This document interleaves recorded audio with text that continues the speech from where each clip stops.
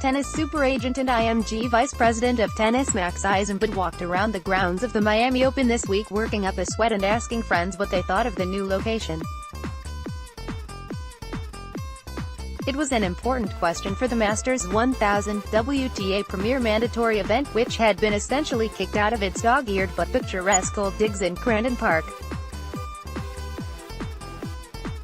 Tournament organizers, including IMG, went outside the box by going right back at it, meaning inside Hard Rock Stadium, where the Miami Dolphins play football.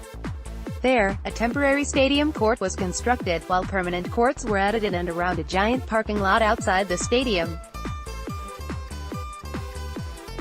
Longtime tennis tournament goers had sniffed at this entire notion, wondering if any such setup would confer the same lush charm of the old place, especially on a believe-it-or-not shoestring budget of $72 million. Did it work? In short, it's a total mixed bag. Graded A for effort, but there are major kinks to fix. As a level just below a slam experience, it's AC. That averages to an overall grade of B. Under the circumstances, respectable as all get out, but needs improvement. The tournament organizers were stuck. They absolutely had to appeal to the old guard. Key Biscayne loyalists, the well-off over 50 crowd accustomed to a high-end Miami experience. Those folks are the bread and butter ticket holders. But the event also needed to bring a fresh and sleek Miami vibe to attract younger fans and give the tournament a distinct look. So much is made of comparisons to Indian Wells, the other half of the Sunshine Double, which immediately precedes Miami. But a more apt comparison might be the same level Cincinnati, which has a similar concrete feel and blue color scheme. What worked and what didn't? The players liked it. Grade equals a behind the stadium court, also in the confines of Hard Rock, is an open area similar to Indian Wells for players to warm up, relax, refresh, even kick around a soccer ball. Tournament organizers went out of their way to spoil players with comforts. 2. The court surfaces. Grade equals B. Although the courts were meticulously poured to match speeds, they are slow.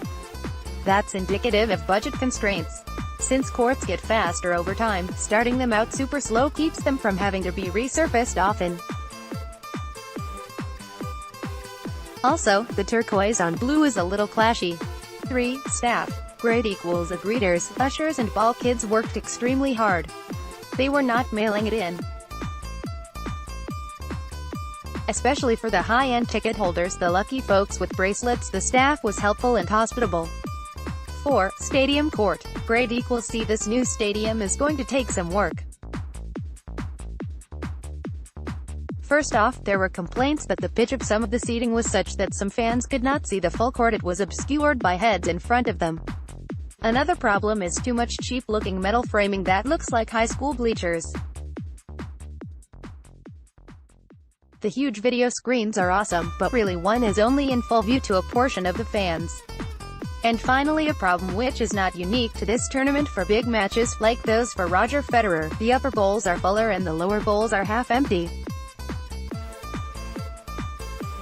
This is due to corporate no-shows. It's a bad deal that the most ardent tennis fans don't get to see it up close.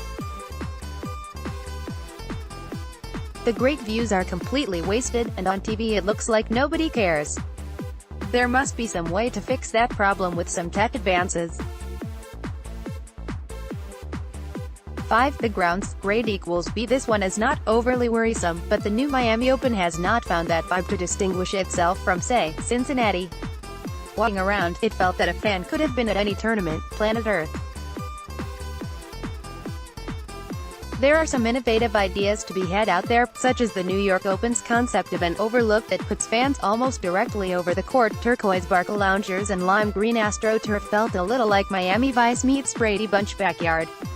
That being said, the tournament did not seem like it was in a parking lot, as some speculated on Twitter that it would.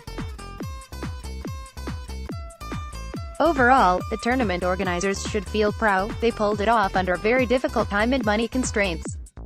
The Miami Open says attendance is up over last year.